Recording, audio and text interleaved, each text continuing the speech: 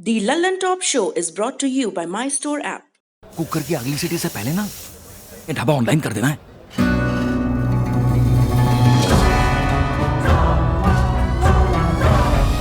हम हो गए ऑनलाइन। आ गया है माई स्टोर ऐप। ये किसी भी स्टोर को ऑनलाइन करे सिर्फ 15 सेकंड में। माई स्टोर, अब हर स्टोर ऑनलाइन।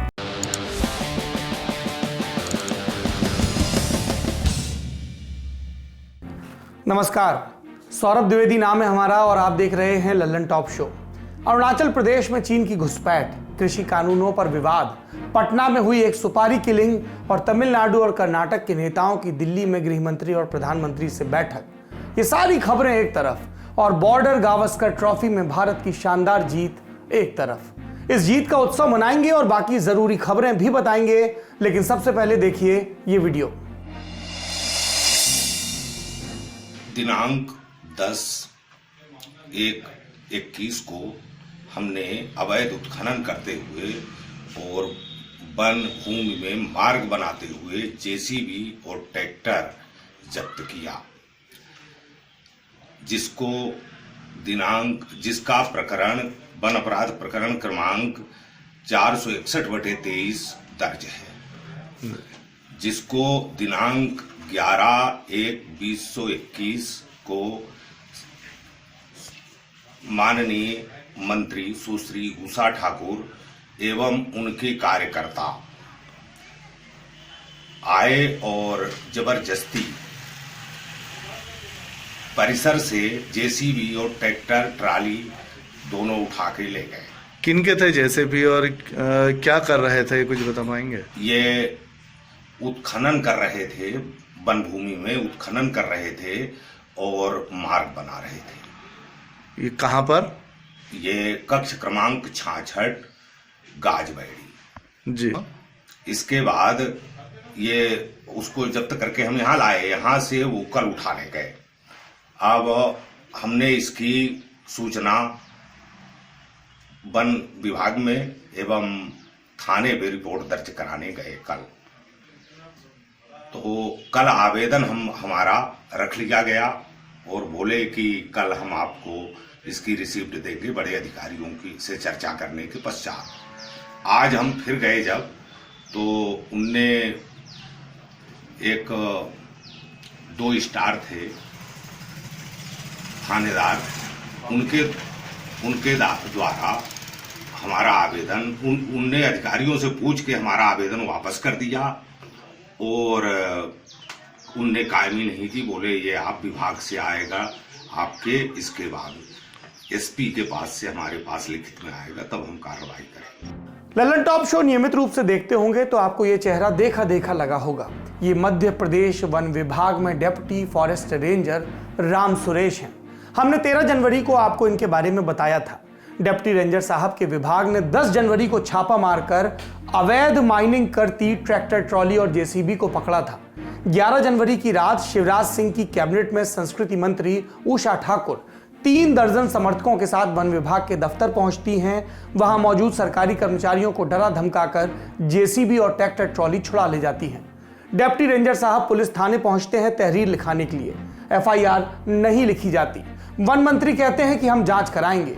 एक हफ्ता बीत जाने के बाद खबर आती है कि डेप्यूटी रेंजर साहब को उनकी हिम्मत और ईमानदारी का पुरस्कार मिल गया है, और वो भी उम्मीदों के मुताबिक। Deputy forest ranger Ram Suresh का ट्रांसफर कर दिया गया है। सूचना समाप्त। अब सुर्खियों की तरफ चलते हैं। पहली सुर्खी कोरोना वैक्सीन से जुड़ी है। देश में वैक्सीनेशन अभियान का आज चौथा दिन है। अब तक देश में 4,54,049 लोगों को वैक्सीन लग चुकी है। स्वास्थ्य मंत्रालय के आंकड़ों के मुताबिक 3 दिनों में 580 लोगों में वैक्सीन लगने के बाद प्रतिकूल प्रभाव देखने को मिला। इनमें से 7 लोगों को अस्पताल में भर्ती करना पड़ा। उनमें से 2 लोगों को डिस्चार्ज भी कर दिया गया है, जबकि 5 अभी अस्पताल में निगरानी में है।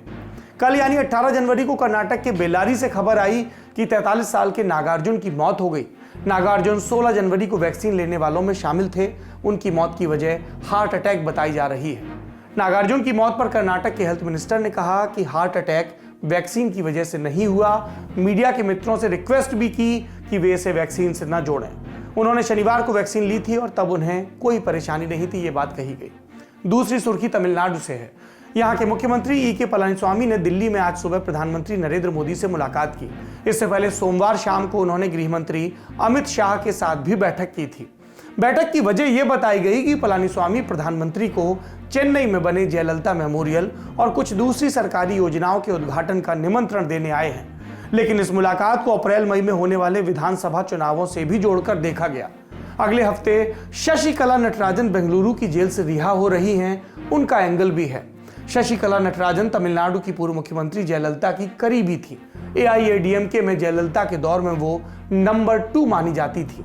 जयललिता के बाद संभावित मुख्यमंत्रियों में भी उनका नाम था और कहते हैं कि मौजूदा सीएम पलानीस्वामी को मुख्यमंत्री बनवाने वाली भी वही थी। लेकिन शशिकला 2017 में आय से अधिक संपत्ति वाले मामले में सुप्रीम कोर्ट का फैसला आने के बाद जेल भेज दी गई। उनके जेल जाने के बाद AIADMK में उनके समर्थकों के लिए चीजें अनुकूल नहीं रही और फिर पार्टी भी टूट गई। शशिकला के समर्थकों ने AMM के नाम से अलग पार्टी बनाई, जिसका अध्यक्ष शशिकला को बनाया गया और महासचिव उनके भतीजे TTV दिनाकरन को। अब बीजेपी और AIADMK को यह चिंता है कि जेल से रिहा होने के बाद शशिकला उनके फॉर्मूले में कहां फिट बैठती हैं। कहा जा रहा है कि बीजेपी और अमित शाह के सहयोग से पलानीस्वामी अपने खिलाफ बगावत को दबाने में कामयाब रहे। इसलिए पलानीस्वामी और अमित शाह इस स्ट्रेटजी पर काम कर रहे हैं कि एंटी DMK वोटों को बंटने न दिया जाए और उसके लिए जरूरी है कि शशिकला और दिनाकरन जैसे AMMK के नेता वापस AIADMK में शामिल हो जाएं। पलानीस्वामी की दिल्ली वाली बैठकों में इस पर चर्चा हुई होगी। यह अनुमान लगाया जा रहा है कि इसके बाद शायद पार्टी अपने पुराने स्वरूप में आ जाए। हालांकि प्रधानमंत्री मोदी से मिलने के बाद मुख्यमंत्री ने कहा कि उन्होंने राजनीति पर कोई चर्चा नहीं की। शशिकला के सवाल पर भी उन्होंने कहा कि उन्हें पार्टी में शामिल नहीं किया जाएगा। अगली सुर्खी किसान आंदोलन से जुड़ी है। सुप्रीम कोर्ट की बनाई कमेटी की आज पहली बैठक हुई दिल्ली के इंडियन एग्रीकल्चर रिसर्च इंस्टीट्यूट में, जिसे पूसा इंस्टीट्यूट भी कहते हैं। 11:30 बजे से 12:45 बजे तक बैठक चली। अशोक गुलाटी, अनिल घनवत और प्रमोद जोशी इसमें शामिल हुए। हम जानते हैं कि कमेटी के चौथे सदस्य भूपेंद्र सिंह मान पहले ही इस्तीफा दे चुके हैं। कमेटी के सदस्यों ने कहा है कि वो सुप्रीम कोर्ट के आदेश के अनुसार सभी पक्षों से मिलेंगे, किसान संगठनों से, केंद्र सरकार से और राज्य सरकारों से। 21 जनवरी को किसानों के साथ पहली मुलाकात होगी। ये बात भी आई कि कमेटी एक वेबसाइट बनाने की सोच रही है जहां सारी जानकारी पब्लिक के लिए रखी जा सके। आज सरकार और किसानों के बीच भी बैठक होनी थी, लेकिन कल ही इस बैठक को आगे के लिए टाल दिया गया। अब 20 जनवरी को यह बैठक होगी। उधर आतंकी गुटों से फंडिंग के मामले में भी किसान आंदोलन से जुड़े 40 से ज्यादा लोग, उन्हें अब तक NIA पूछताछ के लिए नोटिस भेज चुकी है। दर्जन भर से ज्यादा लोगों से पूछताछ हो भी चुकी है। NIA जांच क्या कर रही है ये समझ लीजिए। सिख फॉर जस्टिस नाम का एक आतंकवादी संगठन है जो अलग खालिस्तान की मांग करता है। NIA इसके खिलाफ पहले से ही कई मामलों की जांच कर रही है। 15 दिसंबर 2020 को एक और केस दर्ज किया गया। एक अखबार के मुताबिक इस FIR में लिखा गया कि सिख फॉर जस्टिस संगठन NGO के जरिए खालिस्तानी समर्थकों को फंड भेज रहा है, जिसका इस्तेमाल भारत सरकार के खिलाफ प्रोपेगेंडा फैलाने में हो रहा है। इसी केस में NIA नोटिस भेजकर पूछताछ के लिए लोगों को बुला रही है। जिन लोगों को बुलाया गया उसमें से एक नाम जसवीर सिंह रोड का भी है, जो जर्नैल सिंह भिंडरावाले के भतीजे बताए जाते हैं और वो दिसंबर से ही किसान आंदोलन में सक्रिय हैं। हम सब जानते हैं कि भिंडरावाले ने पंजाब में किस तरह से खूनी खेल खेला था और पवित्र स्वर्ण मंदिर में शरण ली थी और बाद में ऑपरेशन ब्लू स्टार में उसको मार गिराया गया था। किसान आंदोलन से जुड़े और भी लोगों को अब तक नोटिस भेजा जा चुका है। इसमें पत्रकार और सामाजिक कार्यकर्ता भी शामिल हैं।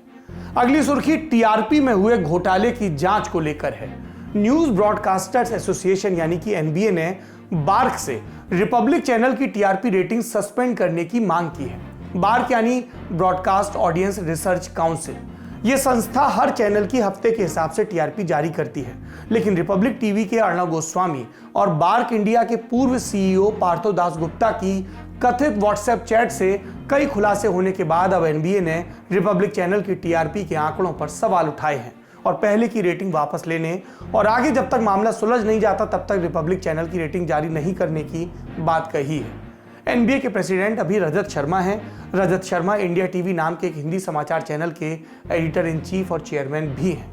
वैसे रेटिंग से इतर बात कर रहे हैं तो अर्णव गोस्वामी और पार्थो की इस कथित व्हाट्सएप चैट को लेकर संसदीय जांच की बात भी उठ रही है और आज कांग्रेस के पूर्व अध्यक्ष राहुल गांधी ने भी इसका जिक्र किया कि आखिर कैसे न्यूज़ से जुड़े और कॉरपोरेट से जुड़े लोगों को देश की महत्वपूर्ण और संवेदनशील जानकारी पहले से मिल जाती है। Look, the law will take its own course, but I have an observation. This was top secret information. This was not provided to anybody else. There were 4 or 5 people who knew this information. Prime Minister of India, possibly the Defense Minister of India, the Home Minister of India, the Air Force Chief. These would be the 5 people who would know this. This is a criminal act. Giving official secret information to a journalist is a criminal act, both on the part of the person who accepted it and on the part of the person who gave it. These people call themselves patriots, right? There's nothing patriotic about putting our Air Force at risk. There's nothing patriotic about taking political advantage so that our aircraft gets shot down, so that the Pakistanis know that our Air Force is coming, right? If Mr. Arnab Goswami knows, if it is on his WhatsApp, I assume the Pakistanis also know it. It's not a very big jump, right? So it is a criminal action, and that investigation should begin. I want to know whether it was the Prime Minister of India who told Arnab Goswami, or it was the Defense Minister, or it was the Home Minister, or NSA. I want to know which one of those people told this man, and this is a criminal action, so that, it should be looked into. आखिरी सुर्खी कश्मीर से है। आज कश्मीर घाटी से कश्मीरी पंडितों के mass exodus की 31वीं बरसी है। 19 जनवरी को कश्मीरी पंडित होलोकॉस्ट डे के तौर पर याद करते हैं। इस दिन हर साल देश विदेश में विरोध प्रदर्शन रखे जाते हैं। 19 जनवरी 1990 को बड़ी संख्या में कश्मीरी पंडितों को उग्रवादियों और आतंकवादियों के खौफ के चलते घाटी पर अपने घर छोड़कर भागना पड़ा था। साल 1989 में कश्मीर घाटी में पाकिस्तान स्पॉन्सर्ड इस्लामिक आतंकवाद पनप रहा था, जिसमें आतंकवादी उन सब लोगों को निशाना बना रहे थे जो उनके मिशन के खिलाफ थे। हिंदुओं और मुसलमानों की बड़े पैमाने पर हत्याएं की गई। कश्मीर की घाटी में कितने कश्मीरी पंडितों को मारा गया, इसका आंकड़ा अलग अलग है। कोई 200 बताता है, कोई 400। मार्च 2010 में जम्मू कश्मीर सरकार ने विधानसभा में बताया था कि 1989 से लेकर 2004 के बीच आतंकवादियों ने जम्मू कश्मीर में 219 कश्मीरी पंडितों की हत्या की थी। बताया जाता है कि उस वक्त ए काफिरों, ए जालिमों, कश्मीर हमारा छोड़ दो और कश्मीर में क्या चलेगा, निज़ाम मुस्तफ़ा चलेगा जैसे नारे लगाए जाते थे। डर के इस माहौल में करीब 3 लाख कश्मीरी पंडितों ने जम्मू या देश के और हिस्सों में शरण ली थी। आज भी अगर आप कश्मीर के शहरों और गांवों से गुजरेंगे तो सड़क किनारे शायद आपको खंडरनुमा घर दिख जाएं और पूछने पर वो घर किसी धर, किसी भट्ट या किसी गंजू का निकले। अब कश्मीर में सिर्फ 3000 पंडित रहते हैं। इतने बरसों के बाद भी कश्मीरी पंडितों को घाटी में दोबारा क्यों नहीं बसाया जा सका? क्या अब भी वहां डर का माहौल है? इस पर हमारे साथी सुरेश ने गांदरबल में रह रहे कुछ पंडितों से बात की। सिक्योरिटी का आप कह रहे हैं कोई उस तरह से खतरा नहीं है, आप कह रहे हैं 1989 का या उसके बाद का एक दौर था, वो गुजर गया, अब चीज़ें यहाँ नॉर्मल है? ठीक है, नॉर्मल है, बिल्कुल नॉर्मल है, सब कुछ ठीक। भाईचारे के साथ या कोई थ्रेट उस तरह का महसूस नहीं? हाँ, कोई प्रॉब्लम नहीं है, कुछ नहीं है। अच्छा, बिल्कुल ठीक। तो जो बाकी कश्मीरी हैं, क्योंकि ये लगातार सरकारें भी ये मुद्दा रखती हैं कि और भी लोग जो हैं वही जहाँ से जिनको माइग्रेट करना पड़ा उनको दोबारा यहाँ बसाना पड़े, अब लोग आ नहीं रहे या सरकार की कोशिश पूरी नहीं है? अभी जिनको एम्प्लॉय मिल रही है तो वो तो आ रहे हैं। बाकी का अभी उनके लिए बाकी फैसिलिटी भी होनी चाहिए तभी आएंगे, कि सबका घर तो नहीं है ठीक, ख़राब हो गए, तो जिनको फैसिलिटी मिली वो तो आएंगे ही। अभी जॉब जिनको मिलते वो आ रहे हैं। हाँ, बस कोई डर नहीं है यहाँ आकर बसने में? सरकार की भी मदद उसके लिए मिल रही है? हाँ, वो कोई डर नहीं है। अच्छा, आपके जो और भी परिवार के या आपके दोस्त रिश्तेदार और हैं जो अभी नहीं आ पाए, आप उनको बोलते नहीं हैं कि आप अब चीज़ें नॉर्मल हैं, आप आ जाइए? वो आते तो रहते हैं, लोग आते रहते हैं, लेकिन अब बाहर जैसे उनके बच्चे बाहर जॉब करते हैं, कोई दिल्ली कर रहे हैं, कोई मुंबई कर रहे हैं, अलग अलग जगह, तो फिर मुश्किल ही आना है, क्योंकि बाहर भी सेटल हो गए हैं कश्मीरी। अब एक ही जगह नहीं, जम्मू में भी नहीं है, बाहर भी है, जम्मू से बाहर भी है बहुत सारे एम्प्लॉय। कश्मीरी पंडितों के हालात पर यह पूरी रिपोर्ट आप लल्लन टॉप पर देख सकते हैं। इसका लिंक आपको डिस्क्रिप्शन में मिल जाएगा। अब सुर्खियों से बढ़ते हैं दिन की बड़ी खबर की तरफ। एक अंग्रेजी फिल्म है सच्ची घटनाओं पर आधारित, अनब्रोकन। ये एक अमेरिकी सैनिक की कहानी है जिसका नाम है लुई ज़ैम्पर्नी। एक समय के ओलंपियन फिर सेकेंड वर्ल्ड वॉर में जंग के मैदान में गए। एक रोज उनका प्लेन क्रैश हो जाता है। 47 दिनों तक वीरान समंदर से लड़ाई। इस मुसीबत के आगे जापानी थे। अगले 2.5 बरस तक बेइंतहा टॉर्चर, कतरा कतरा बिखर जाने की हद तक टूटन और बेसाख्त तापमान। वो सब इनसे जूझते हैं, टकराते हैं, खुद को समेटते हैं और आखिरी में जीत कर बाहर निकलते हैं साबुत। इस दौरान जो चीज उन्हें बचाए रखती है वो एक पंक्ति थी जो उन्हें विरासत में मिली थी ओलंपिक में जाने के दौरान। ये पंक्ति क्या थी? One moment of pain is worth a lifetime of glory. पीड़ा से भरा एक पल जीवन भर का यश लेकर आता है। ये पंक्ति एक बार फिर चरितार्थ हुई, किसी युद्ध भूमि में नहीं, किसी टॉर्चर कैंप में नहीं, बल्कि क्रिकेट के मैदान में। एक अभेद्य किले को भेद दिया गया, एक ऐसी टीम के द्वारा जिसकी काबिलियत शुरुआत से ही सवालों के घेरे में रखी जा रही थी।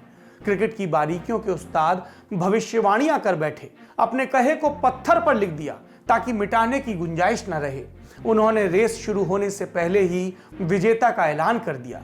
उनका दावा कतई गलत नहीं लग रहा था।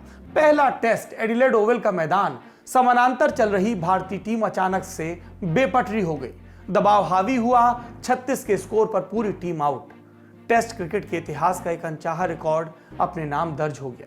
पहले ही मैच में हम 8 विकेट से हार गए। मानो समंदर में उतरी नाव के रास्ते में अचानक शुरुआत में पहले दिन पहले घंटे ही तूफान आ गया हो। फिर इस डगमगाहट भरे सफर में व्यक्तिगत कारणों से कप्तान ने भी साथ छोड़ दिया। विराट कोहली को वापस लौटना पड़ा, लेकिन झटके यही नहीं रुके। कोहली के बाद मोहम्मद शमी भी वापस लौटे चोटिल होकर, और यह सिलसिला आखिर तक चला। जब सीरीज का चौथा टेस्ट शुरू हुआ तो भारतीय टीम की लगभग पूरी फ्रंट लाइन मैदान छोड़ चुकी थी। कोहली से लेकर रविंद्र जडेजा, जसप्रीत बुमराह, रविचंद्र अश्विन तक सब। ये तो खिलाड़ियों के नाम हो गए। यहां ठहरकर अश्विन का एक और जिक्र कर लेते हैं। उन्हें चुनौती मिली थी विपक्षी खेमे के सेनापति से, एक धमकी की शक्ल में, सी यू एट गाबा। गाबा में देख लेंगे। ये दमखम उस आंकड़े से उपजा था जिसमें सिमटा था 33 वर्षों का इतिहास, जिसके मुताबिक टेस्ट क्रिकेट में ऑस्ट्रेलिया को गाबा में हराना मुश्किल ही नहीं, नामुमकिन था। सीरीज का चौथा टेस्ट ब्रिस्बेन क्रिकेट ग्राउंड। ये मैदान वुलोन गाबा इलाके में है, इसलिए पॉपुलर कल्चर में से गाबा भी कहते हैं। सख्त पिचें, कपा देने वाली तेज रफ्तार गेंदें और जबरदस्त उछाल, ये यहाँ की खासियत है। ऑस्ट्रेलिया के पास इसके साधक थे, पैट कमिंस, जोश हेजलवुड और मिशेल स्टार्क। ये तिकड़ी अभी के समय में सबसे खतरनाक पेस अटैक माना जाता है और भारत की पहली पारी में इसका असर भी दिखा। ऑस्ट्रेलिया की पहली पारी के 369 रनों के जवाब में हमारी टीम 186 रन पर 6 विकेट गंवा चुकी थी। अब बचे थे टैलेंडर्स और कमान थी दूसरा टेस्ट खेल रहे शार्दुल ठाकुर और डेब्यू कर रहे वॉशिंगटन सुंदर के हाथ में। दोनों गेंदबाज, लेकिन इन दोनों की बल्लेबाजी ने सबको हैरान कर दिया। रफ्तार के बाजीगर बाजी हारते नजर आए। ऑस्ट्रेलिया की टीम ध्वस्त होनी शुरू हो गई। शार्दुल और सुंदर की पारी ने न सिर्फ भारत को संभलने का मौका दिया, बल्कि यह भी बताया कि वक्त इंसान की परीक्षाएं लेने में कोई कसर नहीं छोड़ता। जो उसे पार कर ले वही सही मायनों में विजेता बनता है। इस नौनिहाल टीम में हर किसी में यह जज्बा दिखा। जब किसी की पतवार ढीली हुई, किसी दूसरे ने आगे बढ़कर थाम लिया, संभल दिया, सफर को ढीला नहीं पड़ने दिया। मसलन जब रोहित शर्मा फिसले तो शुभमन गिल ने अपने कंधों पर जिम्मेदारी उठाई। पुजारा गए तो पंत ने आगे बढ़कर कमान संभाली। ये क्रम पूरे मैच में चला। सीनियरों ने भरोसा बंधाए रखा, कभी अकेला नहीं पड़ने दिया, मैदान के अंदर भी और ड्रेसिंग रूम में भी।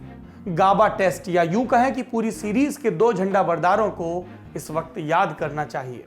पहले है कप्तान अजिंक्य रहाणे। विपरीत परिस्थितियों में उन्हें भार मिला। जब पूरा देश एक स्वर में टीम को कोस रहा था, उस दौर में रहाणे ने नेतृत्व का भार उठाया। सहज रहे, सौम्य रहे, अपने जियालों पर कायम रहे और उनका साथ दिया उनके हौसलों को बुलंद करने वाले साथियों ने। रहाणे जानते थे चीजें अपनी गति से चलती हैं और उस गति के बीच जो अपना संयम और संतुलन बनाए रखे, उसी की उपलब्धि गूंजती है। आज रहाणे की उपलब्धि गूंज रही है। दूसरा नाम होगा नई प्रतिभाओं का, जिन्हें यकायक जंग के बीच में उतारा गया। उन्होंने अपने होश नहीं खोए, वो बरकरार रखा, हर मुश्किल का डटकर सामना किया, चाहे वो स्टेडियम से आती घटिया नस्ली टिप्पणियां हो या फिर विरोधी टीम से होती हुई स्लेजिंग। वो दबे नहीं, वो बिखरे नहीं, वो टूटे नहीं। उन्होंने अपना कर्तव्य याद रखा, अपने पथ पर चलते रहे और नतीजा आपके सामने है। सारे खूबसूरत विशेषण उन नौजवानों पर खर्च कर जाएं, फिर भी कम पड़ जाएगा। जाते जाते एक तथ्य सुनते जाइए। चिड़ियों की एक प्रजाति है आर्कटिक गीज। ग्रीनलैंड के आसपास उनका ठौर है। यहाँ जीवन दुस्साध्य है। आर्कटिक गीज पहाड़ों पर अंडे देती है। जब चूजे 2 हफ्तों के हो जाते हैं तो उन्हें सैकड़ों फीट की ऊंचाई से नीचे गिरा दिया जाता है। अधिकतर नीचे पत्थरों से टकराकर दम तोड़ देते हैं, लेकिन जो इस दुर्गमता को साथ जाते हैं उनके हिस्से आती है जिंदगी और आगे की दुनिया देखने का शऊर। नए छौनों ने अपने पंखों को गिरने से पहले ही साध लिया है। उनकी परवाज में निरंतरता है। उन्होंने आश्वस्ति दी है। उन्होंने सीना ठोक कर कहा है, हम आंखों से सुरमा नहीं चुराते, आंखें ही चुरा लेते हैं। ये सब कितना सुंदर, कितना सुघड़, कितना जिम्मेदार लगता है। इस जीत की खुशबू को मन में बसा लीजिए। कच्ची मिट्टी पक रही है। जैसे जैसे ये तपेगी इसकी महक और सौंधी हो जाएगी। बड़ी खबर में अब चलते हैं बिहार। 12 जनवरी 2021 की शाम पटना एयरपोर्ट पर इंडिगो के station manager Rupesh Kumar Singh airport से काम खत्म कर अपने घर वापस लौट रहे थे और तभी गोली मारकर उनकी हत्या कर दी गई। इस हत्या के बाद बिहार में क्या विपक्ष और क्या भाजपा, सभी नीतीश प्रशासन की आलोचना में लग गए। नतीजे में मामले की जांच के लिए एक स्पेशल इन्वेस्टिगेशन टीम यानी एसआईटी का गठन किया गया और एसआईटी की जांच को लेकर जिस तरह की खबरें आ रही हैं उन्होंने मामले को और भी गंभीर बना दिया है। अब यह सवाल पूछा जा रहा है कि क्या रूपेश की हत्या बिहार में रियल एस्टेट और टेंडरिंग से जुड़ी है? सादी भाषा में क्या प्रॉपर्टी के कारोबार और सरकारी ठेकों से जुड़ी है?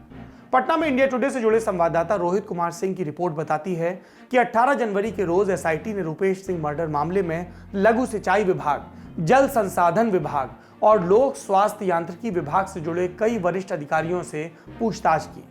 टीम ने इन तीनों विभागों से कई दस्तावेज भी जब्त किए। तो अब तक की जांच में क्या सामने आया? ये कि रूपेश सिंह के भाई और जीजा कॉन्ट्रैक्टर हैं। बिहार सरकार में वरिष्ठ अधिकारियों के बीच रूपेश की पहुंच के चलते इन दोनों को कथित रूप से कई सरकारी ठेके आवंटित हुए। हाल ही में 3 करोड़ रुपए के विकास कार्यों का एक ठेका इसी तरह मिला। फिलहाल ये बातें आरोप की शक्ल में हैं और जांच का विषय है। इससे पहले बिहार पुलिस के महानिदेशक एसके सिंघल कह चुके हैं, रूपेश सिंह की हत्या एक कॉन्ट्रैक्ट किलिंग है, मतलब उनकी जान की सुपारी दी गई थी। पुलिस को शक है कि रूपेश सिंह के हत्यारे बेगूसराय से संबंधित हैं। बेगूसराय के अलावा पटना, छपरा और गोपालगंज में छापे डाले जा रहे हैं। चूंकि इस हत्या के चर्चा में रहने का कारण बिहार का हालिया राजनीतिक माहौल है, तो आपको आज इस संबंध में आया एक राजनीतिक बयान भी बता देते हैं। लोक जनशक्ति पार्टी के चिराग पासवान, उन्होंने बिहार में हो रही हत्याओं पर नीतीश कुमार को 6 महीने का अल्टीमेटम दिया। लगे हाथ पूछ भी लिया कि मंत्रिमंडल का विस्तार कब करेंगे। बड़ी खबर में अब बात करेंगे भारत चीन सीमा विवाद की। अप्रैल 2020 के बाद से ये मुद्दा आते ही जेहन में लद्दाख आता था। 18 जनवरी के बाद से अरुणाचल प्रदेश आने लगा। इस दिन एनडीटीवी न्यूज चैनल की एक रिपोर्ट में दावा किया गया कि चीन ने अरुणाचल प्रदेश के उत्तर सुबनसिरी जिले में भारत की सीमा के अंदर 4.5 किलोमीटर घुसपैठ करके एक गांव बसा दिया। भारत और चीन के बीच अंतर्राष्ट्रीय सीमा नहीं है, तो ये गांव वास्तविक नियंत्रण रेखा के इस तरफ बना हुआ बताया गया। चैनल ने दावे के समर्थन में 2 सैटेलाइट तस्वीरें छापी।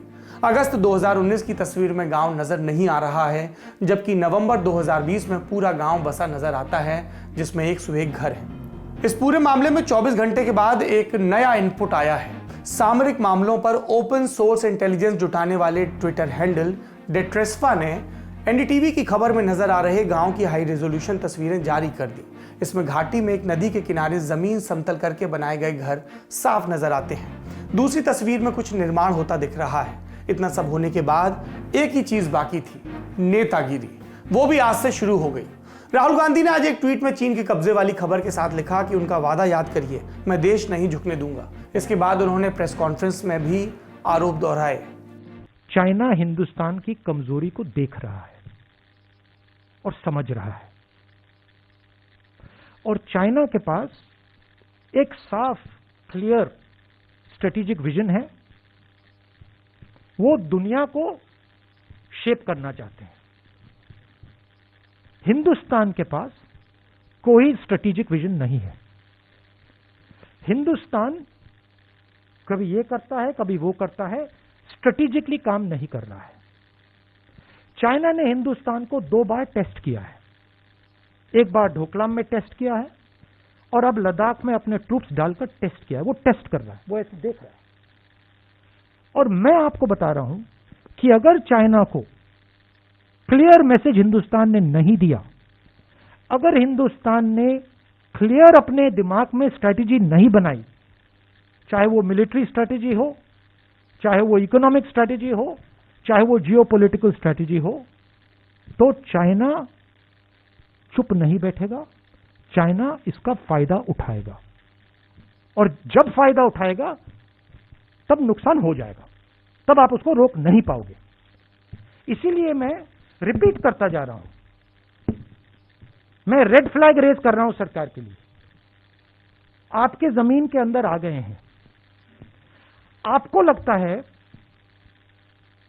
कि इसको आप तू मैं करके परे कर सकते हो, आपको लग रहा है कि आप इवेंट मैनेजमेंट के थ्रू इसको मैनेज कर सकते हो। आप गलत फहमी में हो। चाइना दूसरी चीज है, चाइना डोमिनेट करना चाहता है और वो सिस्टमैटिकली काम कर रहा है।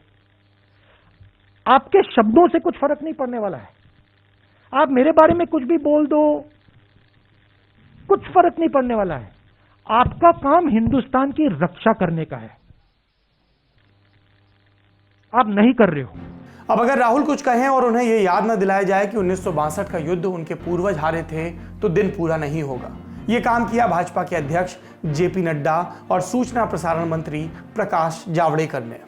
अरुणाचल की भूमि जो गई चीन के कब्जे में किसने दी? अक्साई चीन के कब्जे में कैसे गया? 2008 में चुमूर में पांगनाक और चापजी घाटी, डेमजोक और डुग्गी, यहां अपनी सैकड़ों किलोमीटर जमीन चीन के हवाले किसने की? चीन से अपने प्राइवेट निजी ट्रस्ट को पैसा किसने लिया? दूतावास के घर जाकर कौन बैठे थे जब देश लड़ाई में था? सर्जिकल स्ट्राइक पर और एयर स्ट्राइक पर क्वेश्चन कौन उठा रहे थे? सिक्योरिटी काउंसिल की स्थायी सदस्यता जो भारत को मिल रही थी, वो चीन को किसने बहाल की? सवाल बहुत है, नड्डा जी ने पूछे, उसका जवाब नहीं आपके पास, और इसलिए आप भाग रहे हो, इसलिए आरोप कर रहे हो। लेकिन कांग्रेस का खेल ये नहीं चलेगा। नेता अगर अपनी गलती मान ले तो उसे फिर नेता कहना संभव नहीं रह जाएगा। लेकिन इस बात पर गौर किया जाना चाहिए कि 1962 या उससे पहले चीन के हाथों मिली हार को 2021 में चीन के अतिक्रमण से मिलाकर देखना कितना सही है। अगर देश 59 साल पहले जमीन हारा है तो क्या उसे 2021 में भी वही करना चाहिए? रही बात तथ्यों की, तो ये समझिए कि जहां चीन ने गांव बनाया है वो इलाका 1959 से चीन के कब्जे में है, लेकिन गांव 2019 के बाद बसा है। तो आप ये फैसला अपने हिसाब से कर सकते हैं कि इसमें गलती नेहरू से लेकर मोदी में से किसकी है या नहीं है। फिर हमारे सामने विदेश मंत्रालय का ये बयान भी है, जिसमें वो कहता है कि चीन ने वास्तविक नियंत्रण रेखा से लगे इलाके में निर्माण किया है। इस बयान में बड़ी सफाई से इस सवाल को उड़ा दिया गया कि निर्माण LAC को लेकर भारत के दावे के अंदर हुआ है या बाहर। इस खबर पर हमारी नजर बराबर बनी हुई है, जैसे जैसे और जानकारी आएगी आपके साथ साझा की जाएगी। शो में आज के लिए इतना ही। आखिरी में एक नए चलन के तहत पॉजिटिव न्यूज। इस फोटो को देखिए, ये फोटो रायबरेली के सलोन थाने की है। फोटो में दिख रहे लड़के का नाम दीपक है, जो 12वीं में पढ़ता है। दीपक दृष्टिहीन है, देख नहीं सकता। स्कूल कॉलेज बंद हैं और क्लासेस ऑनलाइन वॉइस टॉकिंग पर चल रही हैं। एंड्रॉयड फोन न होने की वजह से दीपक को पढ़ाई में दिक्कत आ रही थी। जब ये बात सोलन थाने के थानाध्यक्ष पंकज त्रिपाठी को पता चली तो उन्होंने 12,500 का एक एंड्रॉयड फोन खरीदा और दीपक की मदद की। हम अपने आसपास या टीवी में, फिल्मों में, खबरों में पुलिस वालों को देखते हैं, जिससे हमारे मन में उनको लेकर एक इमेज बनती है। ये तस्वीर उस स्टीरियोटाइप के उलट है, बहुत प्यारी है। थानाध्यक्ष पंकज की नेकदिली को सलाम। हम विदा लेते हैं। उम्मीद है कि कल एक बार फिर आपसे मुलाकात होगी। शुक्रिया, शुभ रात्रि। सिर्फ सच्ची सहेली ही है महिलाओं के उन मुश्किल दिनों की हर समस्या, जैसे कठिन दर्द, थकान व कमजोरी जैसी सभी प्रॉब्लम्स के लिए नंबर 1 औषधि एवं टॉनिक।